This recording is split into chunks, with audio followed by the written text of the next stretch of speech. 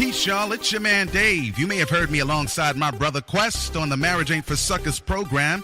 We're still going strong, and now it's time to take it up a notch. This is the Grown and Married program with my co-host, my rib, the queen of my castle, the queen of my life, Simone Harris. We've been friends for almost 30 years and married for almost 20. So we know a thing or two about making marriage and relationships work if you're willing to make it work. So gather around, y'all. Share this with your spouses, your friends, your frenemies, and yes, even your enemies. And let's make marriages phenomenal together. Queen Simone, I know you're ready. I know you're set. So let's go. That dude is sounding more excited than he's ever sounded ever in his life. That's me. I don't know how that happened, but it's a blessing. We are grown, we are married, and we are ready to go. Hello to everyone. Welcome, welcome, welcome, welcome. We know that you could have been doing any one of a number of things, but we're excited that you have chosen to invest this time with us. This is program number 2. Building fences, safe boundaries for the opposite sex. But before we get into it, we're going to go ahead and ask you to go to the web address grownandmarried.com. There you will find a form and some other things where you can ask your questions, and Simone and I will do our best to answer them. Just make sure you don't give us a long paragraph of therapy type questions, because that's not the intent. We're going to do our best to answer your basic questions about marriage. And it'll be our delight to be able to do that as the Lord wills. And please leave us a review on your favorite podcasting site.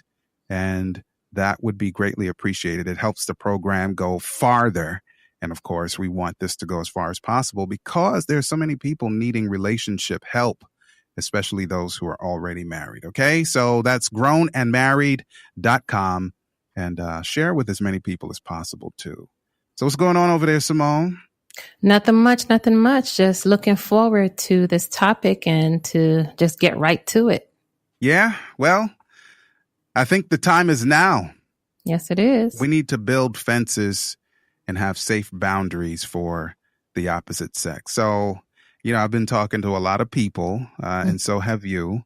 And we can think of experiences even lately where the lines that should be drawn around our marriages have been drawn a little bit too close. And what I mean is there are times people want to intrude upon our marriages. Mm-hmm. Sometimes we are weak and we welcome the intrusion to where, the two in the marriage, it now becomes like 2 plus an intruder. And that's not good. And next thing you know, we wake up and wonder, how do we get here? And who are you? Exactly. So I'm going to talk about some of that stuff. So what do you think about those boundaries, though? We can talk in theory, but I think people need a practical thought. Boundaries. Yeah, the boundaries are, well, we have to set those before we get married, I think. Like, we need to let the other spouse know, what is it that you expect from them as far as, is it okay, or what is not okay with you as far as how they interact with the opposite sex, whether it's a longtime friend or, current friends, because, over time, if you're not careful, those boundaries could be violated. And then you have a lot of struggles or issues within the marriage. And if you don't set those before you get married, it might be a little bit too late when you're already in the marriage, but it's not something that cannot be worked out. You know what I mean? Yeah, definitely. One of the things that I did before we got married, actually, when right around the time that you and I became an item in quotes, if I had any like pictures, because this was a time before internet was big, if there was a picture or some memorabilia from an old relationship or a Mhm. former, maybe old is not the right word, but a former relationship, I got rid of them. Right. I know that everybody doesn't think the same about that, but I definitely, I had no need, since we were becoming so close and probably getting married. I decided, I don't need that kind of uh, keepsake in my treasure chest, right? Right. And so that was one of the ways for me to just sort of set a mental boundary Mhm. um, around our marriage, because you became the most important woman in my life, and I had no need to look back in that way. As wonderful as some people may have been, it's just those memories are just going to be in my mind. I don't need anything else to sort of look at to remind me of those days. But see, here's the thing. You are keen on those things. What do you say to the gentleman who is not quite keen on that? They are okay with, or not okay, but they don't realize that it's an issue or a struggle even right before they make the decision to pop the question to the young lady. You understand what I'm saying? Yeah. So they're like, what? I'm not doing anything. It's just a friend, Right, and to them, it might be an innocent thing. But the young lady now, she's feeling a way, and, like how you got rid of stuff. He was probably just like, oh, wow, I didn't even realize it. So what do you say about the guy who he's just oblivious then? That's the word, oblivious. Yeah, I would just say I don't recommend it. I don't know that there's a right or a wrong with this particular issue. But again, I say this, I made this saying up recently that said to draw the boundary far enough away from the marriage so you can be safe. Because sometimes we do things that are basically innocent. I'm not, trying to demonize the fact that you have a picture of somebody, depending on the kind of picture. We're not talking about bad pictures, just pictures, Right. you and former whatever hugged up. I'm not saying that that's the worst thing in the world, but at the same time, it could be, depending on your emotional state, it could be something that you want to keep as a distant memory and not something that you can constantly just pick up and remind yourself of, especially if you end up having some difficulty in your marriage and now you got a box full of keepsakes. That could be something. But, apart from that, I think we can get into the things that are so arguable that people will probably turn off the program. But there are a few things that are definitely not. And I think I want to start with one that we can talk about. And I got this because I've had a few people recently talk to me. One person talked to both of us recently about this issue. And so it had me looking on websites to see, what are the other marriage advocates saying? And on marriage365.org, one of the articles says, here are 4 things that every couple must do to keep boundaries with the opposite sex. And I'm going to pick number 1 right here. This is very interesting to me, and I agree. Don't be alone with a person of the opposite sex out of work. Romantic relationships come out of recreational activities and intimate conversations. Mercy. Did you get that part? Intimate conversations. It's a gray line to have lunch with a coworker. But once it moves into dinner and drinks, no. That's what I almost said lesson writer, but that's what the article writer said. Yeah, it's just lunch. One thing. Dinner, something else. None of it really too safe. What do you think about that? Well, I don't think any of that, and both of them to me is an issue, unless, like, I remember one time you called me and you were like, Simone, my coworker wants to take me out to lunch because, and blah, blah, blah. And you were funny. I look back and I thought it was funny, but it's not really funny. But you told me exactly where you were going, what time you were leaving. Oh, yeah. And stuff like that, So I appreciate that. But if you know that you worse if you know there's a coworker that you all are always flirting at work or something. Wait a minute. Now you just jumped way over to Well, I'm another sorry, problem. Oh my goodness. But That's already an issue. Yeah. A big issue. And I remember one time I myself went to meet a old friend, and I told you about him and everything. And I was just like, oh my goodness. I felt so uncomfortable. I really did. But I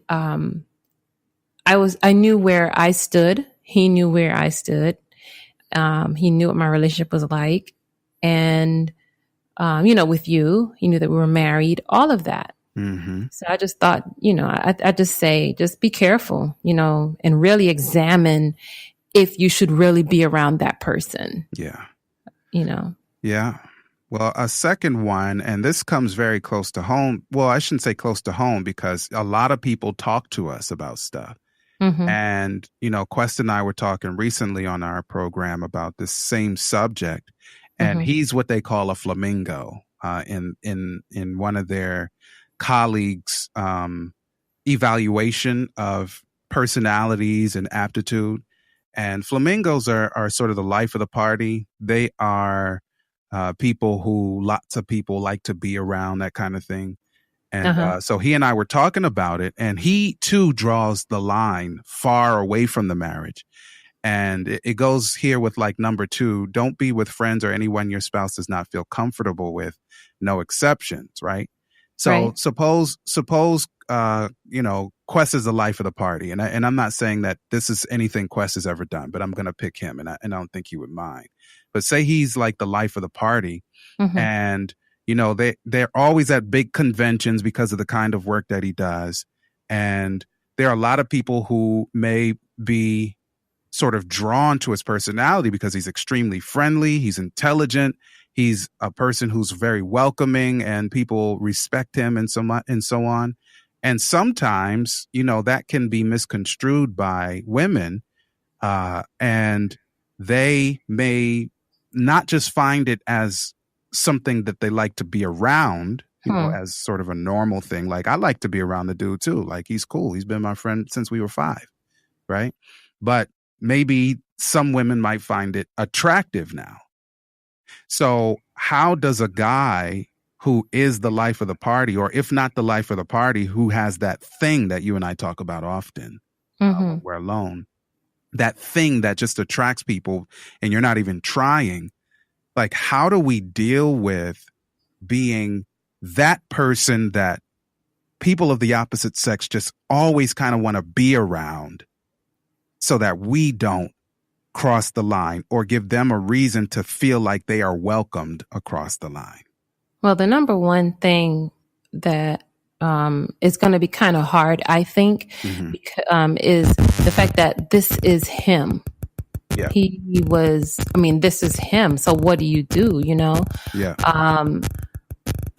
It's going to take a lot on his part to say, like, give them the ice. Yeah.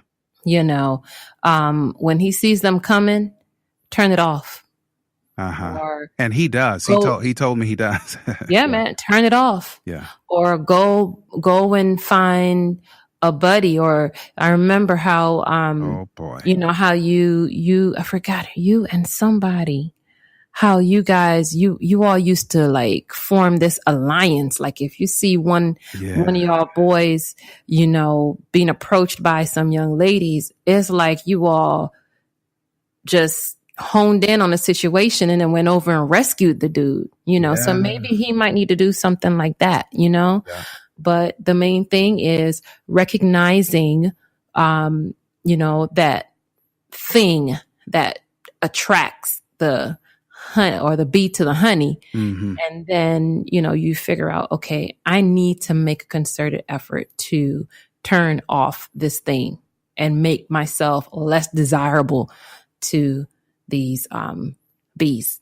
Yeah. And what if, and what if the spouse says, it doesn't always have to be a guy being the one, but, we just picked that this time. Mm-hmm. But what if the spouse is saying, listen, man, I see what's going on. Mm-hmm. I don't like it. And listen, it's not even that necessarily the guy, let's call it the husband now, it's not necessarily that the husband is trying to do something wrong. We're not even talking about that. Right. We're talking about somebody who may not keep that essence, that thing that clearly is drawing the wrong kind of attention in check. But the spouse, because God gave us each other for so many reasons that we can't even really name.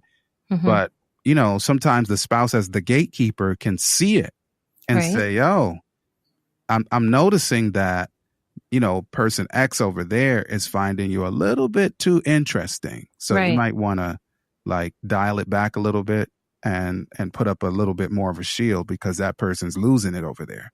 So what do we do? Like when the spouse does, you know, identify that and then we don't listen. Then the other spouse need to recognize their spouse's what's the word I'm looking for? They need to listen to their spouse. Because 9 times out of 10, that spouse is not being crazy, especially if it's a female. She can tell when another female is kind of stepping across the bounds a little bit. Yeah. You know what I mean? Yeah. And so he or she, they need to listen to their spouse because at the end of the day, excuse me, I had to say that. I'm going to be in the bed with you and I got to go home with you. Yeah. You know what I mean? So I think that it's important for them to say, okay, you know what? This is affecting my spouse in this way. And because I don't want to have this negative thing or make them feel uncomfortable now. And it goes into also their trust. Yeah. You know, it becomes a trust issue if they don't check it. Then, you know, they're going to have a problem, but they have to listen to their spouse. And when I say listen, I mean, you know, hear them, then hear what they're saying and then act on it and say, you know what, I need to dial this back. Or even ask the spouse, what do you think I should do? Because I really don't realize that I'm doing this and that this is what's happening. Right. Yeah. Cause that's the important thing. Because when you think about what are the risks, what are the rewards, if we're just talking about normal everyday interaction and, you know, say we are at a get together, like a eating get together, like somebody's birthday, somebody had a birthday and you were invited to thus and such a restaurant and there's a lot of meeting and greeting, a lot of fun, you know, sometimes old friends come in because it's somebody's birthday or whatever.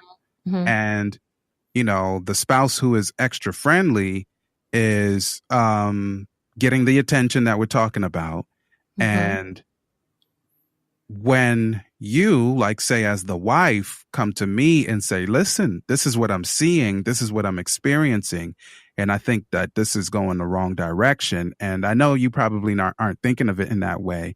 But yeah, watch out for her.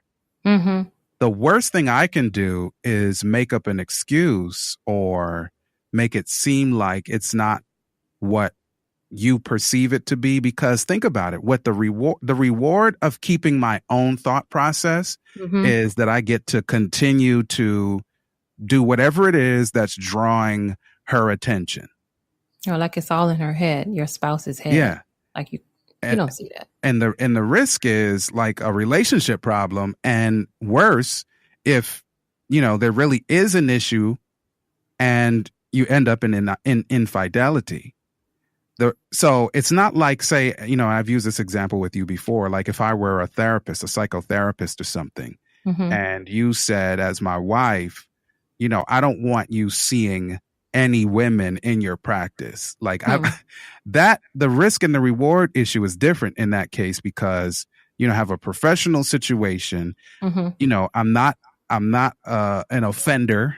You know, I've never committed adultery or even gone anywhere near that direction. But because maybe you have a complex of some type, you just don't want me talking to any women. Well, that's ridiculous. So we're not talking about the ridiculous. We're talking about when there is actually a situation that can be avoided and the reward is nothing.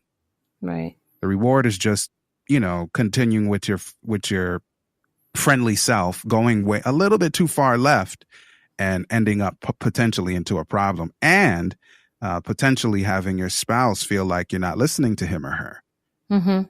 So that it should be common sense, but I think a lot of us have blind spots in that case. Yes. So, yeah. Here's another one. This is the big one. This one almost should go without saying, but you and I talk about stuff all the time. I'm reading stuff. I'll buy something at the store and it'll say something like, don't put this bag on your head. You'll suffocate and kill yourself. And I'm like, dude, you had to write that on there. And you always tell me like, yeah, well, some people need to see that. Or someone has done it before. So yes, they have to do it. Yeah. All right. Well, that brings us to number 3. Don't share private details of your marriage with anyone of the opposite sex. And of course, ding, ding, ding, ding, ding. You know, I'm going to limit the anyone to the obvious thing. I mean, you know, that, yeah, don't do it. Like, don't do it. Yeah, don't. I've never been in a situation personally, and I'm saying this on the air, where I was having a marital problem with you. Mm-hmm. Mm-hmm. And now it's like, well, who should I talk to?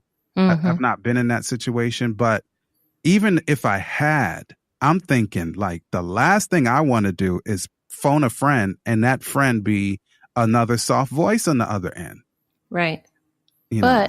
But what if that other soft voice is an actual friend?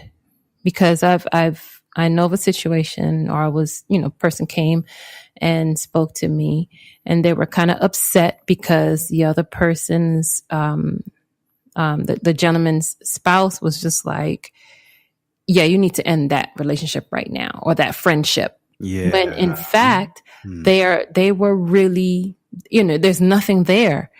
In fact, the person was, just happy for them and, try to get to know the wife and blah, blah, blah. And because, this person was talking to the soft voice, I guess the wife didn't like it, and it eventually just didn't like it. And it was just like, okay, end this. But it was innocent. So what do? You just say, okay, I mean, what's the situation there? You know what I mean? Yeah. I mean, there's no right or wrong on this, but you have to err on the side of caution. That's the kind of thing. Because, it would be naive to think that nobody ever speaks to somebody of the opposite sex when they are having issues. But the bottom line is a lot of people who are doing it are not just picking any and anybody. Mm-hmm. They're picking people that they're attracted to, whether emotionally, physically, who are so-called old friends. And, many times, a high percentage of those go down the wrong path. And so that's what we're talking about. I think grown, reasonable people can understand the difference. Mm-hmm. But we still need to kind of talk it out, because if, let's say you and I are having a sexual issue, mm-hmm. Like something's not working right. I'm in my 40s, and let's just say, which, I'm not having, thank God, but it's not impossible that I would have prostate issues. Mm-hmm. And if a man is having prostate issues because of the way the organ functions, then that's a sexual problem too. Right. So let's just say you decided, you know what? I want to talk to my best friend. I don't know who that would be. Like, that would be crazy that you would have a guy as a best friend. But let's just say you do in your mind. Mm-hmm. And you call this dude up and you're like, listen, man, I don't know what to do. And it starts out innocent. Like, my husband's having prostate problems, mm-hmm. and he's not able to function sexually. And I just don't know what to do. I am so, I'm sympathetic, but at the same time, a woman has needs. And now you're having this conversation with a guy about your husband's sexual inabilities and the fact that you are sexually and intimately lonely. Mm-hmm, mm-hmm. Now what? Like, how do you put that stuff back in the can? Like, put those worms back in the can, Yeah, and that's a dangerous territory to be in, because once you find yourself sharing those type of intimate details and emotions and everything with the friend, and you feel, well, maybe they can understand me better, or maybe they can really help me to put things into perspective, then you've gone too far. That's a dangerous place to be in. And I don't know if you can put that can of worm back in. I don't know. Yeah. Add to it a little bit of complication too. Sometimes persons in those situations are having actual marital problems besides physiological issues. Now there may be marital problems. Maybe a year or two before, the man wasn't as attentive as he should have been. Dangerous. Right? Or he was not the kind of man that she thought she married, even though it's 10 years later. Dangerous. And now he's having this physiological problem, and maybe it's the straw and the camel's back is getting broken. Super dangerous. Talk to phone a friend. And now, Houston, we have a problem. Serious problem. Yeah. And besides that, I mean, Matthew chapter 18, I know that everybody who listens here are not necessarily Bible people, but, we believe in the Bible. And that chapter actually talks about, like, if I have an issue with person X, in this case, it's my wife, or in your case, it's your husband, that's the person to talk to. And if you need third party help, then you talk to the third party together. But to just kind of call somebody up or meet somebody and share your private details. And of course, we just made up a hypothetical here, but to share those private details, like you said, dangerous.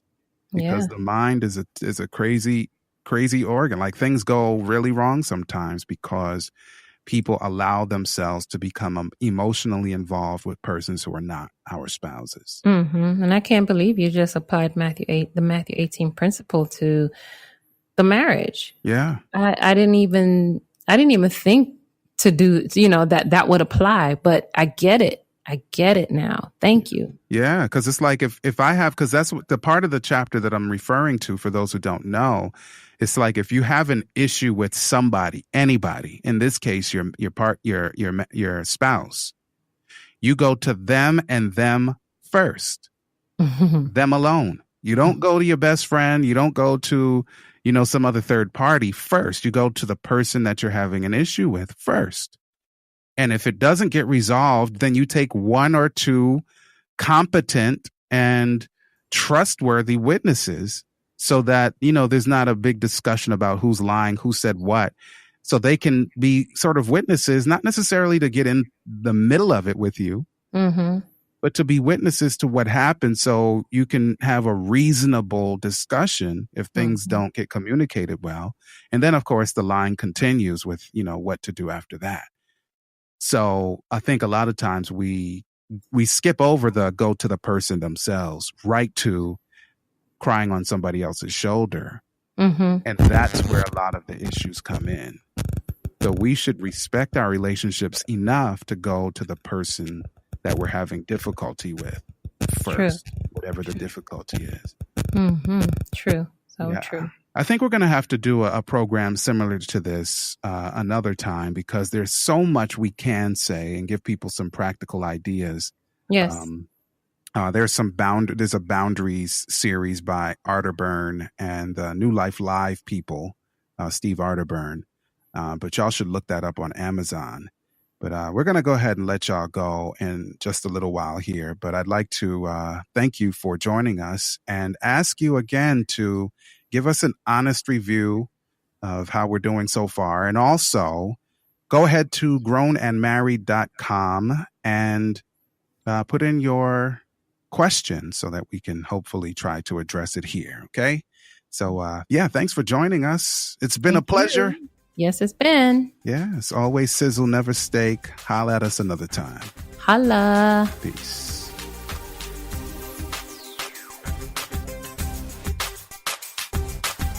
There you have it, y'all. I hope you've enjoyed your time with us. Marriage is about mutual love and mutual respect, and it works for those willing to make it work. Real talk, our spouses are treasured jewels given to us to make life better.